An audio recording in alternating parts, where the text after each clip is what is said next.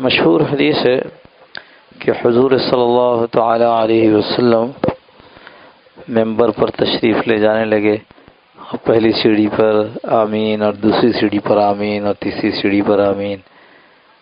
ہر حدیث میں جو ہے کہ ایک سیڑھی پر یہ کہا گیا حضرت جبرائیل علیہ السلام کی طرف سے کہ جس کو رمضان کا مہینہ ملے اور وہ اپنی مغفرت نہ کروا سکے وہ تو ہلاک ہو جائے۔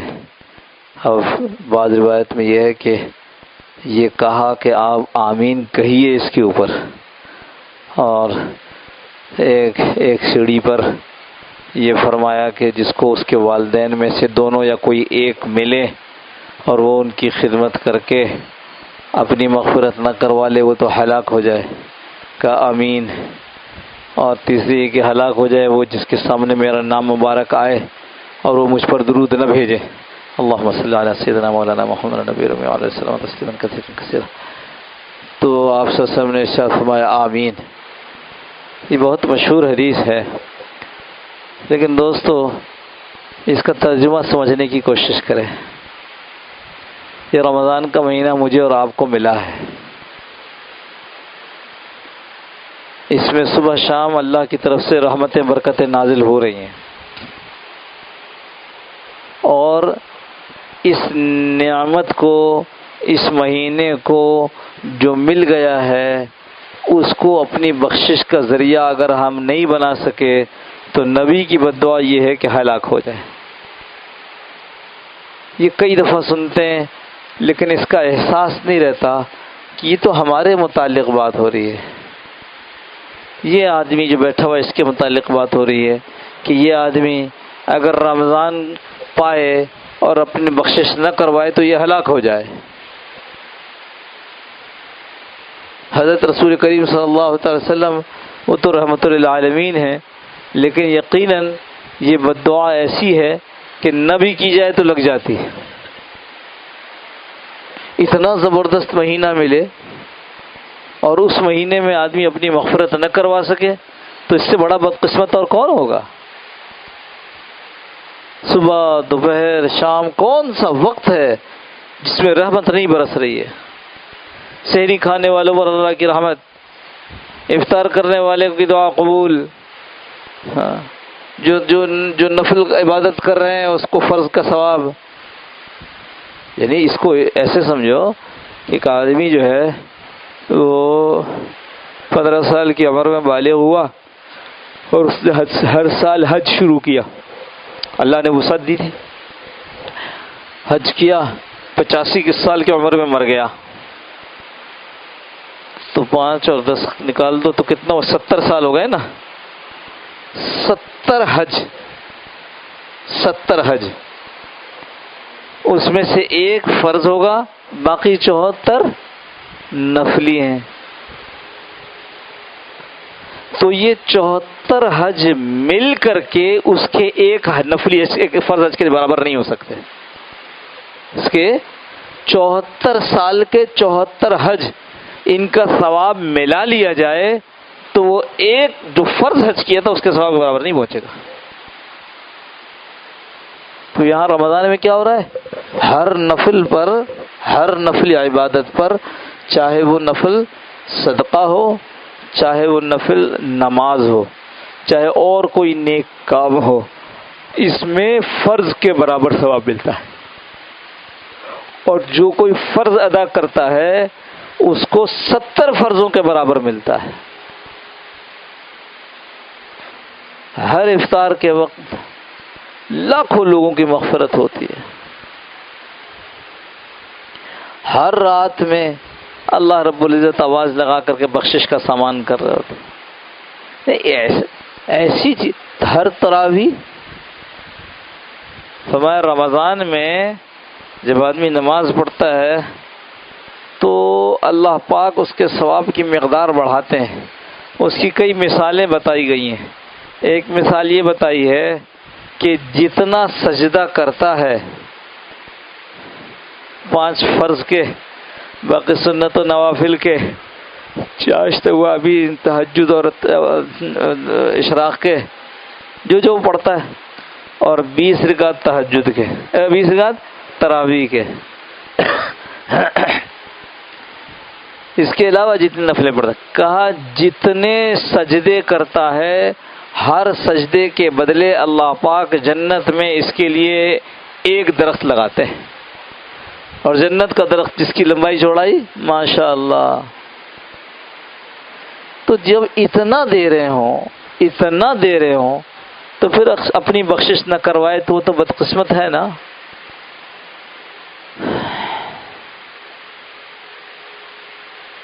حضور صلی اللہ تعالی علیہ وسلم نے روزے میں بہت ساری جائز چیزوں کو منع فرمایا ہے نا. جائز چیزوں، کھانا جائز ہے منع فرما دیا، پینا جائز ہے منع فرما دیا، اپنی منکوحہ بیوی کے پاس جانا صحبت کرنا جائز ہے منع فرما دیا. یہ مشق کروا رہے ہیں کہ جب جائز چیزوں کو منع کر رہے ہیں تو ناجائز تو بالکل نہیں کرنی. اور ہوتا کیسے ہے؟ ہوتا ایسے ہے، لکھا ہے کہ جو نفس ہے نا، شیطان تو بند ہو گئے نا. اب جو ہم غلط حرکتیں کر رہے ہیں وہ کس کی وجہ سے کر رہے ہیں؟ نفس کی وجہ سے. وہ بعضوں نے تو لکھا ہے جڑواں بھائی ہیں، بعضوں لکھا ہے یہ نفس اور شیطان جڑواں بھائی ہیں. تو شیطان تو بند ہے، نفس کھلا ہوا ہے، آزاد ہے، بہکانے میں آزاد ہے. تو یہ فرمایا ہے کہ نفس کو سب سے زیادہ جو چیز کمزور کرتی ہے وہ بھوک ہے. بھوک. تو اس میں اللہ رب العزت نے انسانوں کو یہ موقع دیا ہے کہ وہ اپنی بھوک کے ذریعے اپنے نفس کو اتنا کمزور کرنے کے تقویٰ مل جائے. اتنی سی بات ہے. اپنے نفس کو ہوتا کیا ہے؟ ہوتا یہ ہے کہ سحری میں بھی بھر کر کھاتے ہیں اور افطار میں بھی بھر کر کھاتے ہیں، اور پھر ان کے درمیان سے افطار کے درمیان ایک دو ٹرپ چلا لیتے ہیں. تو نفس جو ہے وہ کمزور نہیں پڑ پاتا. دیکھو اللہ کے نبی صلی اللہ علیہ وسلم نے ارشاد فرمایا ہے نکاح کرو تاکہ تمہاری جو عزت ہے، تمہاری عفت پاک دامنی باقی رہے. نکاح نہیں کرو گے تو یہ جو بھوک ہے جنس کی شہوت جو ہے یہ غلط جگہ نکلے گی. نکاح کرو. اور پھر اسی بات میں ارشاد فرمایا کہ اگر یا معشر الشباب، اے نوجوانوں کے گروہ، نکاح کرو. فرمایا کہ اگر تم میں سے کسی کو اس کی طاقت نہیں ہو کہ وہ نکاح کر سکے. کیا مطلب یہ کہ اس کے پاس اتنا پیسہ نہیں ہے کہ وہ باہر کا پیسہ ادا کر سکے. تو فرمایا پھر ایسے شخص کو چاہیے کہ وہ روزہ رکھے. ابھی سمجھ میں آ گئی ہماری بات؟ نفس کو کمزور کرنے میں بہت بڑا ہاتھ روزے کا ہے، بہت بڑا ہاتھ روزے. اچھا ہم کیا کر رہے ہوتے ہیں؟ ایک تو ہم کھانا پینا خوب کرتے ہیں، دوسرے جو چیز جن سے روکا گیا ہے جو کہ ہر وقت حرام ہے، مثلا بیکار باتیں کرنا، مثلا غیبت کرنا، مثلا یہ بدنگاہی کرنا ٹی وی سے اور دوسری انٹرنیٹ سے اور فلاں سے، یہ سب چیزیں یہ ہمیں ہمارے نفس کو کمزور نہیں ہونے دیتی، بلکہ یہ سب تو نفس کی غذا ہیں. غذا جتنی زیادہ نفس کو ملتی ہیں اتنا زیادہ نفس موٹا ہوتا چلا جاتا ہے. لہذا ایک رمضان کے بعد دوسرا، دوسرے کے بعد تیسرا، تیسرے کے بعد چوتھا گزرتا چلا جاتا ہے اور ہمارا نفس نیچے نہیں ہوتا. اس لیے یہ بات بار بار عرض کی جاتی ہے. سن رہے تھے رمضان آ رہا ہے، رمضان آ گیا. ایسے ہی ایک دن سنیں گے رمضان چلا گیا، عید کا دن آ گیا. لیکن جو نعمت اللہ نے دی تھی اس نعمت کی ناقدری کی. نعمت کی ناقدری کیا ہے؟ کہ یہ نعمت دی تھی رمضان، اس کی قدردانی کرتے، اس میں عبادت کر کے، اس میں اللہ کو راضی کر کے اپنے لیے جنت واجب کرا دیتے، لیکن اس کی ناقدری کی. ناقدری کرنے سے کیا ہوتا ہے؟ ناقدری کرنے سے یہ ہوتا ہے کہ اللہ پاک اس نعمت کو چھین لیتے ہیں، پھر پھر جب آئندہ رمضان آئیں گے تو یا تو رمضان نہیں ہوگا، ہم اس سے پہلے گزر جائیں گے، اور یا رمضان تو ہوگا لیکن وہ رمضان ہمارے فائدے کو نہیں ہوگا۔ اللہ پاک حفاظت فرماتے، اپنی پناہ میں رکھے۔ نعمت ہے اللہ کی۔ خیال آ رہا ہے کہ رمضان ہمارے فائدے کا نہیں ہوگا؟ یا تو ایسے ہی ہوں گے، یا تو ایسے ہی ہوں گے بے پرواہ، آتا ہے تو آ جائے، ہمیں کیا، لوگ بھوکے رہتے ہیں ہم بھی بھوکے رہ جائیں گے۔ اگر ہم کھائیں گے پیئیں گے، لوگ کہیں گے کتنے برا آدمی ہے، رمضان میں کھاتا پیتا ہے تو روزہ رکھ لیا۔ یا تو ہم ایسے ہی رہیں گے، اور یا خدا نخواستہ رب ناراض ہو گیا تو مسلمانوں کی فہرست میں سے نکال دے گا۔ اتنی نعمتیں دیں، اتنی دفعہ دیں، ہر دفعہ ناقدری، ہر دفعہ ناقدری، تو اس کا مطلب تم کو اسلام کی قدر نہیں ہے، چلو جاؤ۔ پرانے زمانے میں اذان کے لیے لاؤڈ اسپیکر تو ہوتے نہیں تھے، تو میناریں ہوتے تھے اونچے، ان میناروں پر چڑھ کے پھر اذان دیتے تھے۔ تو چڑھا اوپر، اور مسجد کے برابر میں عورت ایک گھر تھا پڑوس میں، وہاں ایک نوجوان لڑکی تھی، اس پر نظر پڑ گئی۔ پتہ نہیں کون سا گناہ ہوگا پہلے جس کی نحوست تھی، یا یہ والا گناہ ایسا ہوا کہ اس کی نحوست بن گئی، یا اسلام کی ناقدری کی، جو کچھ بھی ہوا، بس دل میں کہا کہ اب تو اسی سے شادی کرنی ہے، اب تو اسی سے شادی کرنی ہے۔ اور معلوم ہے کہ نصرانی ہے، تو یہ بھی طے کر لیا کہ میں اس سے شادی کرنے کے لیے بے شک مذہب چھوڑنا پڑے تو چھوڑ دوں گا۔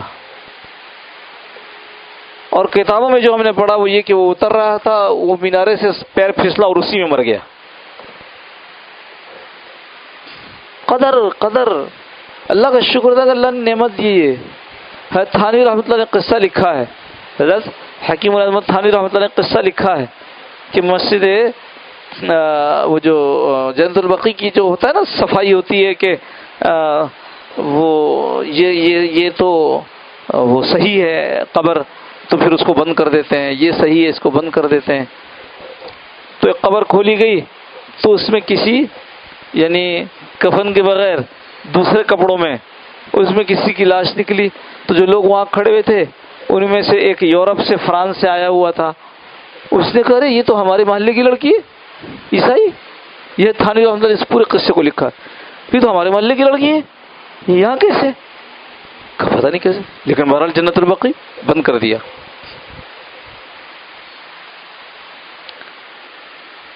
ایک بڑے بزرگ ابھی انتقال ہوا ہے، وہ قصہ سنایا کرتے تھے کہ ایک بزرگ تھے جو بار بار یہ چاہتے تھے کہ مدینہ منورہ چلا جاؤں اور موت وہیں آوے۔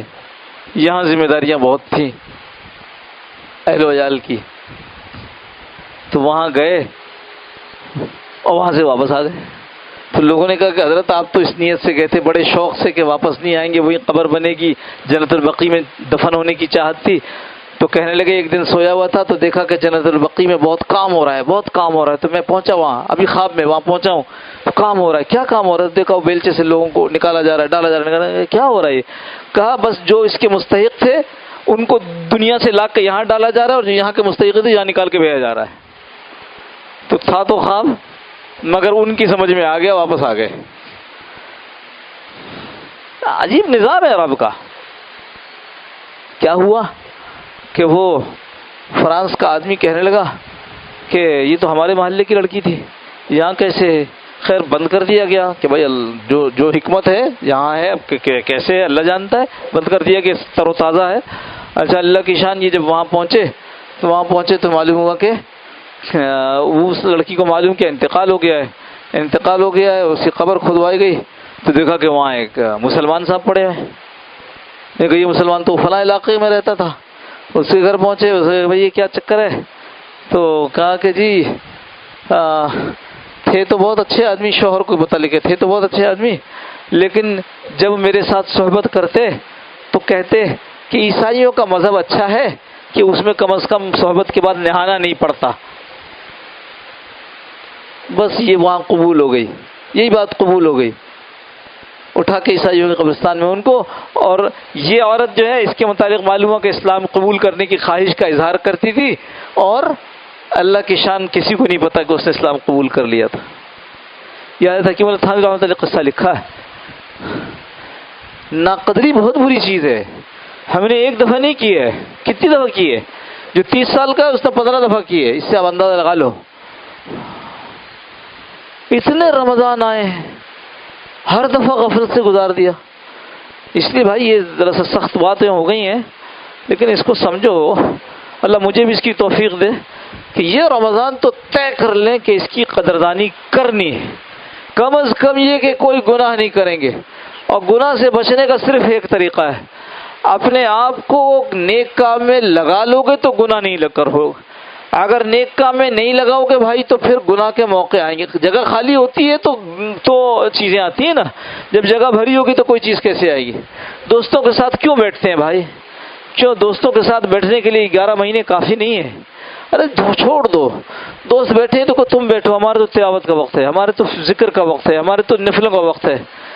بالکل اس رمضان میں تو جیسے ضروری کام ہے اس کو کیا ہے، باقی سب کچھ ایسے چھوڑ دیا جیسے ہم جوگیوں کو سنتے ہیں کہ چھوڑ دیتے ہیں. اب آپ کہو کہ یہ ہندو مذہب بتا رہے ہیں. نہیں، ہندو مذہب نہیں بتا رہا ہوں. جوگی جو ہے وہ تو کھانا بھی چھوڑ دیتا ہے، ہم کھانا نہیں چھوڑیں گے. ہم تو افطار بھی کریں گے، اللہ کے حکم سے سحری بھی کریں گے.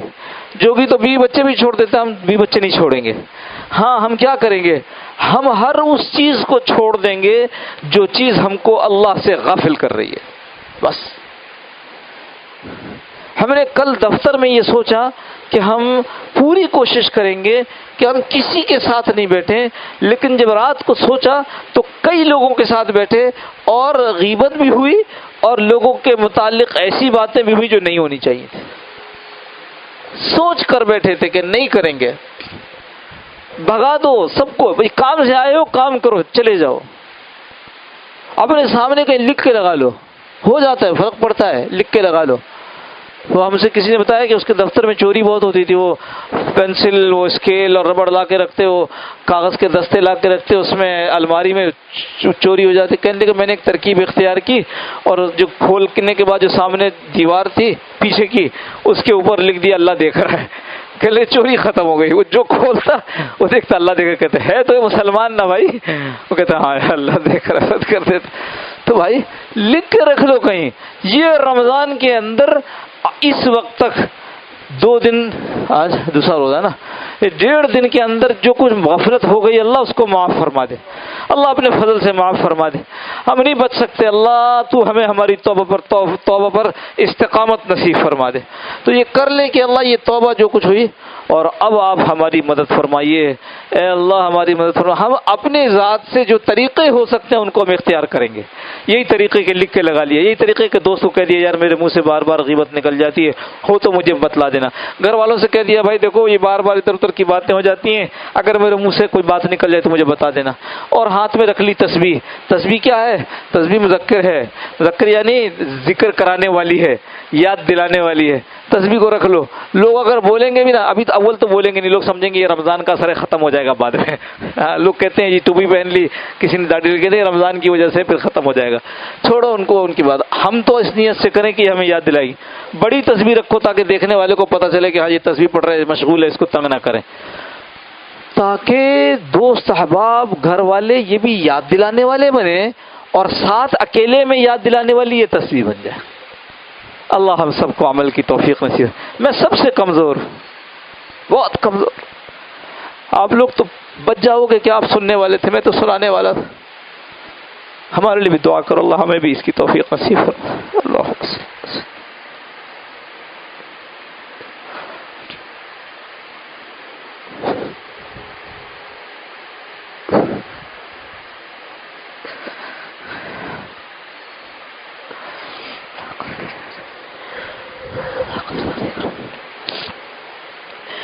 اللهم صل على سيدنا مولانا محمد النبي وعلى آله وسلم تسليما كثيرا كثيرا. اللهم ربنا ظلمنا أنفسنا وإن لم تغفر لنا وترحمنا لنكونن من الخاسرين. اللهم ربنا لا تزغ قلوبنا بعد إذ هديتنا وهب لنا من لدنك رحمة إنك أنت الوهاب. اللهم أرنا الحق حقا وارزقنا اتباعه وأرنا الباطل باطلا وارزقنا اجتنابه اللهم إنا نسألك حبك وحب من يحبك وحب عمل يقربنا إلى حبك. اللہ عافیت کے ساتھ یا اللہ ہمارے سارے گناہوں کو معاف فرما دے. یا اللہ رمضان کے 1.5 دن کی ناقدری اللہ اس کو معاف فرما دے. اللہ یہ باقی جو دن ہے اللہ اس میں قدردانی کی توفیق عطا فرمائیے اللہ. اور یا اللہ قدردانی کروا دیجئے اللہ، ہم سے نہیں ہو رہا اللہ.